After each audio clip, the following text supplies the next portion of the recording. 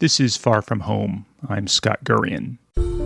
So you buy the guidebook, you do the research, you spend weeks planning the entire itinerary for this trip you've been looking forward to for the longest time. All the details are worked out, and you're expecting everything will go according to plan. But then, you get caught in traffic and you miss your flight, or maybe you lose your passport somewhere along the way.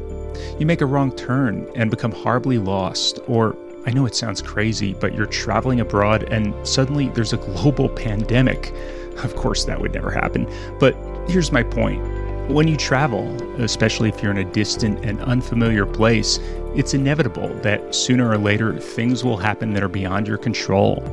You're thrown a curveball, and you've got to do your best to stay calm, be creative, and improvise. If you've listened to the past few seasons of this show, you know that there have been plenty of instances in my travels when I've gotten caught in unexpected and sometimes even frightening situations. Times when I found myself out of my comfort zone, navigating entirely new terrain and trying my best to sort things out. On today's episode, I'm going to feature two stories from friends of mine who ended up in situations they never imagined through no fault of their own. In the second half of the show, we'll hear from Donna Salter, who's been on this podcast before, about what happened when she got stranded on a little tiny boat in the middle of a very big ocean. But first, I want to introduce you to Graham Marsden. Personally, I've traveled to about 60 countries, 49 U.S. states. And his wife, Sarah. I've been to 47 countries. Maybe about 40 of those together. Yeah. Graham is so good at making itineraries, and I do some brief research a little bit, but mostly when it comes to like when and where we're going to be, I just kind of trust he's going to take me to safe places because it's always been great. So there's never been a reason to not trust that. What could go wrong? What could go wrong? Well, lots actually. And this is the story of one time things definitely didn't go quite the way they were planned.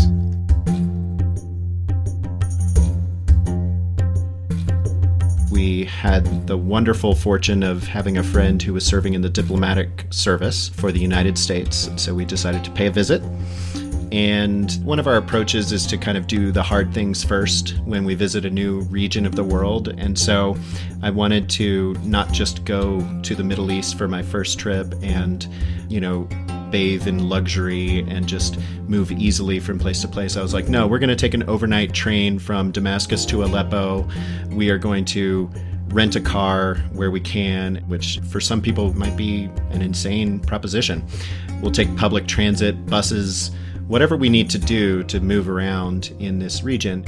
Now, I should jump in here to explain this was back in late 2010, shortly before the start of the Arab Spring and about 8 months before Syria would become enveloped in civil war.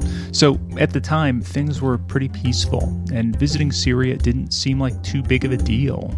So we had briefly been in the northern part of Syria for a few days and decided to transit through Lebanon and through the city of Beirut on our way to Damascus. So just taking a little bit of a detour as we moved south in order to experience this amazing city and its food and to really follow in the footsteps of our dear Anthony Bourdain. May he rest in peace.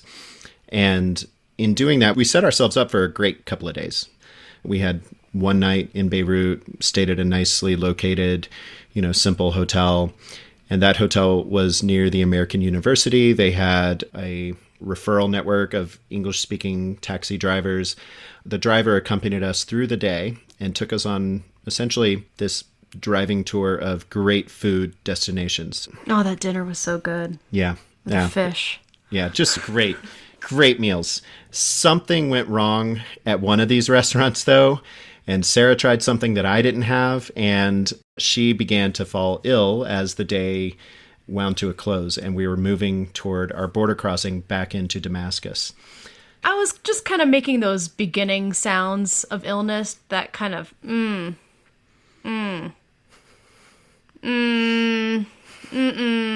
of feeling.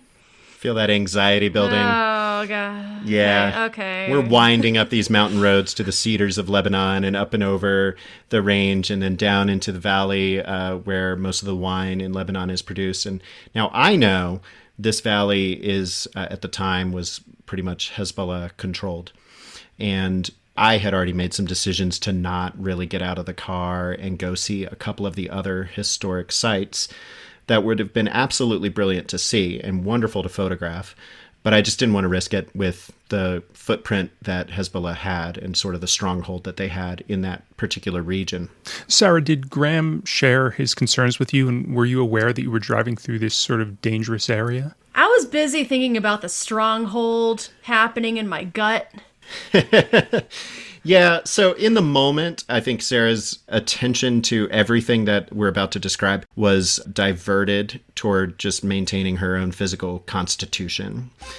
It was kind of like, oh, I've got a wounded duck in the backseat of this taxi with me, and I don't know how it's going to work out.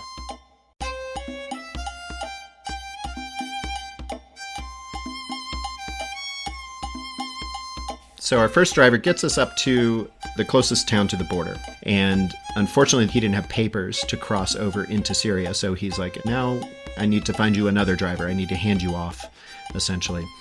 So he pulls into this town where there's just a gaggle of male taxi drivers. They're just basically knocking on the glass and trying to get our business, like flag it down. And it was a cacophony. And our driver wisely pulled up and away from that scene, and he said, watch this. Now, the one who really wants your business is going to have enough follow through to get in his car and to track us down 2 blocks down the street. And whoever follows us, that's the one that you'll take. And sure enough, within 30 seconds or so, one of those guys pulled up behind us in his vehicle. And a brief exchange between our driver and the other driver. We transfer our baggage, including thousands of dollars worth of camera gear and all of our possessions, into the other car. And our wonderful previous English-speaking driver put us into the back seat, and he said, whatever you do, just don't let anyone else get in the car. As if that's in our power.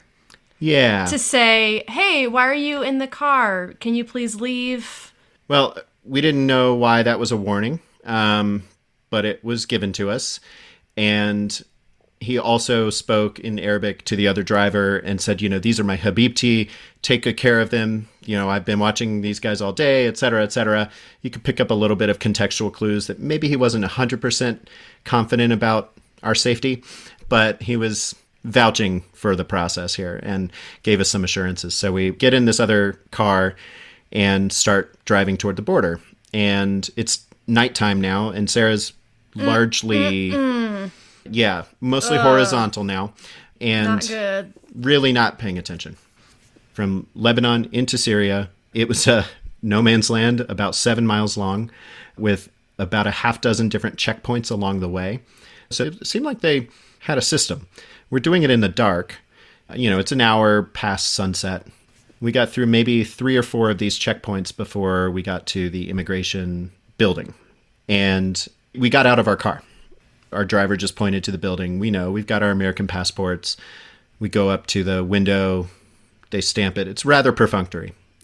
We had our visas in line. It all checks out. We get back to our car, and I hesitate to describe using nationality, but I believe I'm correct in saying there was a diminutive, maybe 100-pound Indonesian man carrying a briefcase and wearing a gray suit sitting in the passenger seat of our car.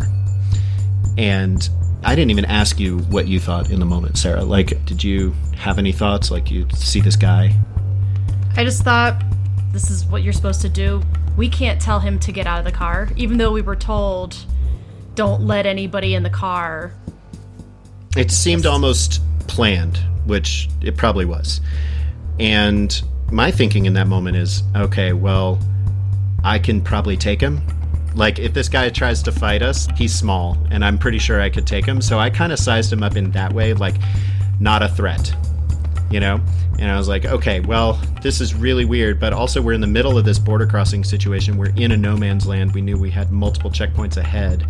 And we also didn't speak the language of the driver. Also, our camera bag is in there, all our stuff. I'm not going to abandon the vehicle now, right? Good point. And it's dark. That's our only choice. Yeah. We're stuck in this vehicle wherever it's going. Now, that may have been a very risky decision to make, but I don't think there's anything we could have done differently. So we got back in the car The guy turns around, smiles at us, super polite, and just they nod, and we start driving again. Does the driver acknowledge in any way, okay, there's someone new in the car now? No. And in fact, he turned up the radio, and it seemed like an angry, either political or religious radio show that was just going on and on and on. Sounded like the Rush Limbaugh of Syria. So we go through a couple more checkpoints, and I saw with my eyes, and I realized what was happening. The border crossing guards were letting our car through, only checking our American passports. They were putting their little stamps, signatures, pen markings on our passports. They were not asking for any papers or identification from our passenger, our well-dressed man carrying only a briefcase. They just ignored him like he wasn't there at all. I mean, he looked well-composed. He looked calm. He was calm. Super calm. He just seemed to know exactly what he was doing. He was sitting in that front seat. Getting through the border on our passports is what he was doing. At this point, Sarah's like really in a bad place. So I'm worried on two fronts. I've got a threat possibly in front of me. I've got a crisis situation to my left, and we just need to get to our hotel because now I know this is a bit of an ordeal.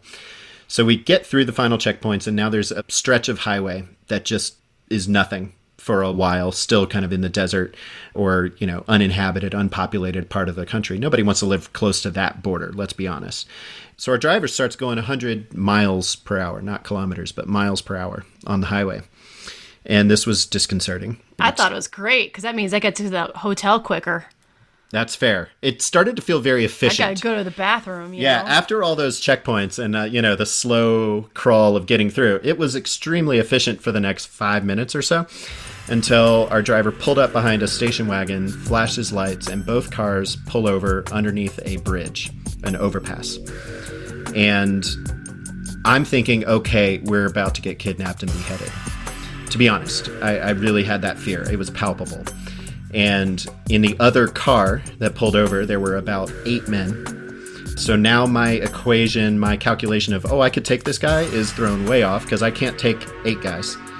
And we're underneath a bridge, so automatically I'm thinking, oh my gosh, what kind of border crossing situation have we gotten ourselves into? This is about to become an international incident. We might be kidnapped or worse. I think I was having that fight or flight reaction, but I knew the decision on flight had already been made because I'm not going to leave without her and she can't move. So I was actually really preparing for fight inside. But as soon as I saw 8 other guys in this other car, I knew nothing I could do was going to matter. At that point, it was a moment of surrender, to be honest. Sarah, you're laying on the back seat. You're not seeing what's going on ahead. Graham, are you doing like play-by-play or whatever? Are you telling her what's going on out the window, or you're just keeping silent? I was silent. First of all, it's also the shock of even going through a situation like that. Like, you don't know how you're going to react. Maybe I should probably have attention. Communicated we are in a potentially life-threatening situation. Maybe you did. Maybe you did say that. I just don't remember. Yeah, I may have said, hey, I don't like this is weird. You could have easily have said something like Hold that. on to your stuff. We shouldn't be stopped. Some simple things like that, but probably not like, hey, any minute now we might be abducted. I saw money changing hands between our driver and the driver of the other car. And the man in the front seat of our car simply got out of the car, went into the other car, climbed in with the other 8 guys, and they sped off into the night. Thank goodness. Because they didn't take us with them. I think that was my realization, was like that we were possibly that close to some sort of human, well, we had already done the human trafficking, unbeknownst to us, out of our control, but we might have been trafficked ourselves in that scenario. So our driver gets back in the car, he gets in the driver's seat, looks back at us, and in perfect English, which he had not spoken a word of to us before, he said, "I'm not taking you to your hotel." And after a pause, I'm like, what? He's like, "I don't have time. I'm just going to take you to central Damascus. I'll drop you off." And we're like, okay, that's fine. Fine. That's fine. Great. Fine. I think I was grateful that I could make sounds of agony again. You didn't have to be polite for our guest? I didn't have to be polite for our guests. I could be like, drive faster again. Remember when you drove fast? Yeah. Could you do that again? So you probably experienced some relief in like, okay, it's back to us and our driver. We can control that situation better. Yeah. Sure. We had another half hour. He sped on. We got into the city. And thankfully, we had just enough of our bearings to know where our hotel would be because he dropped us off basically at a train station. And still sick. Now we have to walk 20, 30 minutes to find our hotel and finally put our heads in bed, where Sarah spent the next 3 days. The toilet first for me. My memory gets more and more foggy thinking about it, and just knowing that I had such a singular motivation of survival, which was just, I just don't want to make a mess in this car. I mean, looking back, it's like, oh, this was all pretty innocent. You know, another guy got in the taxi, he was very efficient. That's one less car on the road. And, oh, he's meeting up with his friends. Okay, so he's getting in that car. Great. Like, I just didn't perceive it as being anything sinister. Like, I didn't witness the changing of money or any of that. I just thought, oh, this guest is here and now he's not. And now we've got to walk to the hotel. That's inconvenient, but we have no choice. There's nothing I could do. So when you think back on this now, what do you think was going on? I think he was a Jamal Islamiyah terrorist. That's like an Indonesian branch of Al-Qaeda. And, you know, this was peacetime, but it was still a rocky time in that particular part of that country. So I wouldn't be surprised at all if that was a briefcase full of money or even, you know, chemical agents or something like that. I have no idea. I'm curious what you think about this whole experience now in retrospect and now that some time has passed. I can only think of it in context of the unrest and the conflict that appeared in the region within months of us being there. And, you know, it's a situation I would rather not have experienced. It's certainly like, okay, well, now you've earned your stripes as a traveler. Like, you know, you've traveled the world when you accidentally smuggle someone into Syria. It's also a story that we were hesitant to tell for a few years because of the conflict and because of the notion that our actions may have inadvertently, you know, triggered some sort of escalation or enabled that in some way. And I can't say it's our actions. It was our inaction. It was our inability to speak up for ourselves in that moment and say, no, this person doesn't belong in our car. But what would have happened then? Like, I have no idea. What really was amazing for me was recognizing the perilous nature of that experience. And then the Arab Spring starts, then the Syrian conflict starts, and now journalists for the next 3 to 4 years are smuggling themselves across the border into Syria, into Aleppo, Damascus. Maybe that guy was a journalist. Yeah, maybe he was an Indonesian bomb-making journalist. I'm convinced, with a briefcase full of journals. Maybe he was, like, delivering an important message across the border. We'll never know. We'll never know. He could have been the most amazing hero of the story. And he's probably on a podcast about this one time. He figured out a way to get into Syria before the Arab Spring and used some unwitting Americans in order to do so. I like that narrative. When she's not traveling, Sarah Marsden is a comedian, musician, singer, and photographer living in Denver. Her husband, Graham, is the founder of a travel company, ironically called Don't Go Travel, which promotes ethical and responsible tourism. If you get a chance, you should go read his manifesto at his website, don'tgo.travel. He also hosts a podcast called Don't Go Unless, where I was actually a guest a few months ago discussing my trip to Cambodia. If you want to hear more, I've linked to it from my website as well as in the show notes. So you might remember Donna Salter, who's made a brief appearance in several past episodes. As a reminder, after I drove 11,000 miles from the UK to Mongolia with my brother and my friends Jane and Rosie in season 1 of this podcast, Donna flew out to Siberia to join me on the journey back to Europe. The reason I invited her is because Donna's one of the most adventurous people I know, and she has tons of great stories from her travels around the world. In keeping with my theme of experiences when people ended up way outside their comfort zones, here's Donna's tale of how to roll with the punches and not let a really bad situation ruin your travel plans. I grew up in a small town in northern British Columbia. We were living in the mountains, in the Rocky Mountains, and We were all deciding what we'd rather be doing than working at the Banff Springs Hotel on New Year's Eve. And I said I'd rather be standing in Times Square. And somehow we forgot to go to work because we'd had a lot of beer. And so we got fired. And so coming to Times Square for New Year's Eve sounded like a good idea. I arrived in New York, and I wasn't an American, but I was faking it. My story was, so that nobody would discover that I was living illegally here, was that I came from just slightly north of Seattle.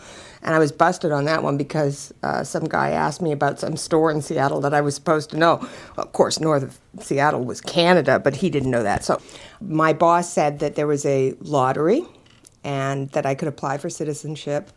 He told me he would pay all the postage and everything. And I entered, and I sent in 365 letters because I figured one for every day of the year. And I still didn't get picked. So I answered an ad in the Village Voice to sail to Europe. And I thought I knew what I was doing. I did sort of say that I was an experienced sailor, and I wasn't really. I guess I didn't think about the danger, and the whole point of it was that these people seemed to know what they were doing. But in retrospect, they had never sailed out of sight of the yacht club, and we were in big trouble almost immediately. I flew down to Fort Lauderdale, and we set out from the yacht club and started sailing. And it was a wonderful, wonderful experience as the kind of the grubby water of the coast slipped away, and you get into this beautiful, deep navy blue water. I can't even describe it. It's so beautiful. But you see nothing. There's no land. There's nothing except the ocean and the sky. And you're on this boat, and you're going along, and everything's fine. About the second day out, you start to get really, really sick. But, that passes, and then a sail tour. And we had no way to sail the boat except for one mainsail and no way to fix it. And then the alternator broke, and then we were really in trouble because once the alternator broke, all the power went out. And we had no way of, getting the batteries up again. So we had no communication system. We had nothing. No navigation system, no running lights, nothing. And then the wind just stopped. So we had no motor either. So we're just kind of sitting in the middle of the ocean, and we're swimming around the boat in circles. I'm thinking about sharks. And the meat that was in the freezer is rotting, and there's no fresh food. Everything was refrigerated because they hadn't thought about this ahead of time. And what we were left with was peppers and mustard, like jars and jars of jalapeno peppers, which you don't really want to eat when you have no water. And the water that was in the tanks, by now the boat had just been sort of bobbing in the sea. So the water that was in the tanks had been stirred up sufficiently that it really, when it came out, it looked like Coca-Cola. It was ridiculous. There was a cat and a dog on board, and they were going to the bathroom, but nobody knew where they were going to the bathroom. And you could smell it, but the whole thing, because there had been this meat in the refrigerator and everything, had sort of rotted. And, oh, God, at the time, there was something called the Islip garbage barge. And Long Island couldn't get rid of its garbage, and there was this barge floating around, and nobody wanted it. And that's sort of what we smelled like. It was very smelly and not so good. We sat there for a long time, and we drifted, and we tried to do direct navigation and tried to figure out where we were going. I swear, the Atlantic Ocean is a very big ocean, and Bermuda is a very small island. And at night, when we would be sitting up doing watches, I would see lights. But in the end, we didn't know whether we were hallucinating or, what was happening. And finally, we saw a fishing boat. And I stood on the bow and said, "Get me off of this boat." And they took me off of the boat, and we found Bermuda. And that was the story on the way to Bermuda.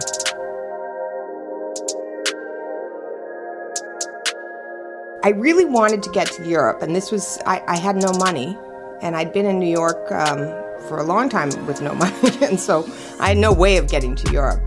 So the only way I figured I could get to Europe was by getting on another boat. And also I felt that I would never want to sail on a boat again unless I got right back on another one.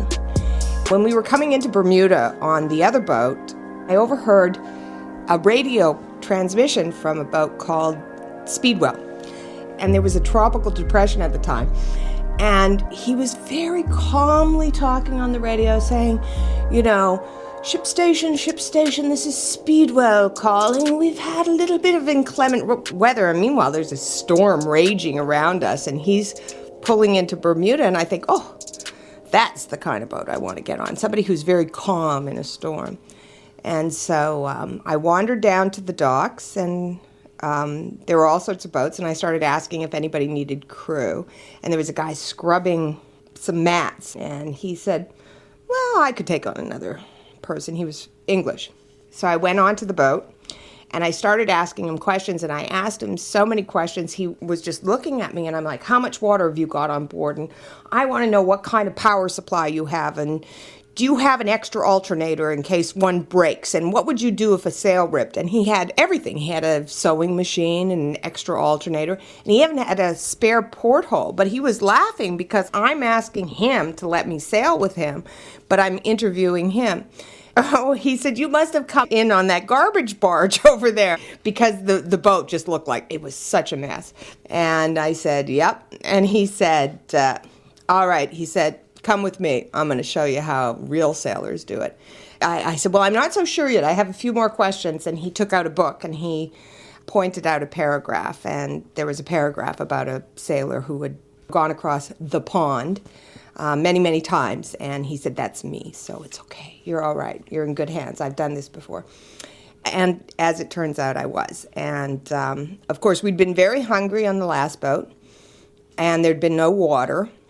And we got on this boat, and just even as we were pulling out of Bermuda, Bermuda has all these beautiful pastel-colored houses, and as we were pulling out, there was this sort of snap and whine, and we caught our first fish, and it was a dorado.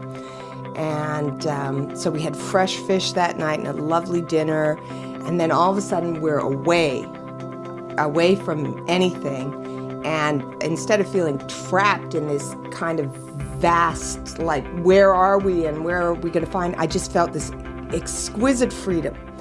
And it was just spectacular. And we were going so fast all the time. And it was really, really sailing. And we ripped a sail, and out came the sewing machine, and we fixed the sail, and we made it to the Azores, which is a group of islands about 2,000 miles off the coast of Portugal, in just record time. And it was just fantastic. It was the greatest trip of my life. It was the greatest experience of my life. And largely because I think it's one of the few places you can be that you can really feel a complete kind of freedom. We're so tied to electronic gadgets and stuff like that. And we weren't at that time, because that was before computers and the internet and all of that. But there was no telephone. There was no way that anybody could have gotten a hold of me. They just couldn't. So I was there, and I was kind of myself challenging the universe. And that's really how I felt. Like, we had a tremendously bad storm at one point. And I was in my bed. It was the middle of the night. And all of a sudden, I heard a bang. And I woke up, and then I heard all hands on deck. And we all got suited up, and it was pouring rain, and there was lightning and thunder, and it was dark, and there were waves like mountains coming behind us and just pushing the boat over, and I was scared to death. And the captain of the boat said, we've got to get the jib down. And he said, you got to go out there. And I had to run onto the foredeck, and he didn't believe in tying on to the boat because he thought that would be more dangerous if you got dropped into the water. So I wasn't tied on to anything. I had to crawl out on my hands and knees out onto the bowsprit and take this pole in and run it back into a cleat on the deck. And I remember my watch snapping off and looking after this watch, which I quite liked at the time, and thinking, I just better go in after it.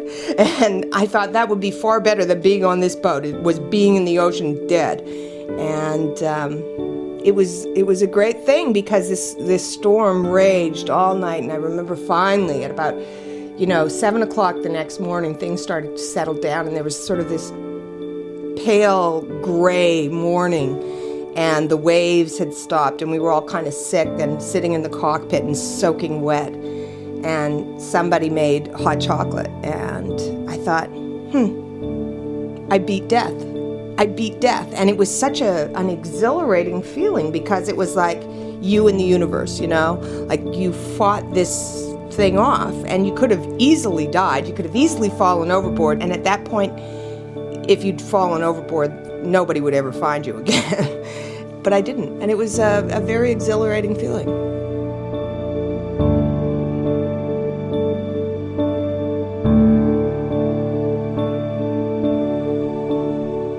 Thanks so much to Donna Salter for sharing her story. If you want to hear about another one of her adventures, hitching a ride across the ocean on a cargo ship, I've linked to an interview she did on my website as well as in the show notes.